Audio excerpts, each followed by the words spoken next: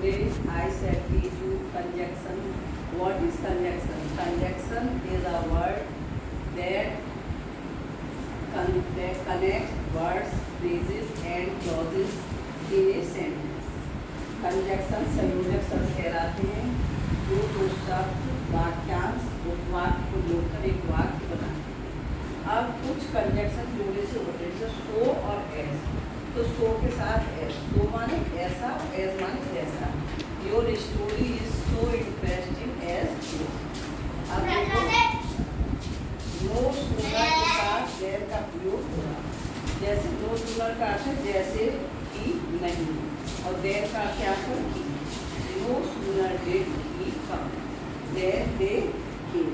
तो देखो जब नो सूनर के साथ डिड का प्रयोग हो जाता है तो वर्ब की फर्स्ट फॉर्म होगी और देर के बाद जो वाक्य होगा उसमें सेकंड, क्योंकि डिड के साथ first form.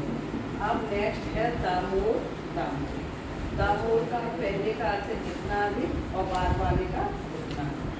The more you can, जितना अधिक तुम सपना लिख सकते हो, द मोर यू कैन, उतना अधिक तुम कर सकते हो। अब देखो जैसे ये सो एज है, इसी तरह ये है सो दैट। यहाँ पर सो का अर्थ है सच, सो का अर्थ है इतना और दैट का है, और वैसे सो का अर्थ क्या होता है इसलिए। तो my mother is so weak, मेरी माँ इतनी कमजोर है, that she can not walk, कि वो चल नहीं सकती। सच के साथ दैट, सच माने इतना और दैट माने की। You are such handsome that everyone likes you. अब देखो has to have to, translation में पहचान क्या है कि वाक्य के अंत में पढ़ता है, पढ़ती है, पढ़ते हैं, ना है, नी है, नहीं है, ना होता है, आता है। ध्यान से इधर बात नहीं करो, यही तरह के वाक्य टेस्ट में आएंगे आपके। तो सब्जेक्ट के अनुसार has to have to first form. जैसे तुम्हें रोजाना स्कूल जाना पड़ता है, या तुम्हें रोजाना स्कूल जाना है, या तुम्हें रोजाना स्कूल जाना होता है। तीनों की एक इंग्लिश होगी you have to go to school daily. अब देखो जब इसे नेगेटिव बनाते हैं तो हैज, हैव के बाद नॉट ही लगता है।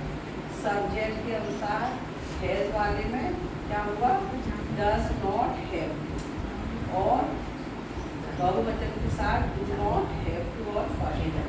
जैसे उन्हें खाना नहीं बनाना पड़ता है तो they do not have to cook the food. Next अगर इंटरोगेटिव है WH वर्ड, सब्जेक्ट से पहले do, does not have to.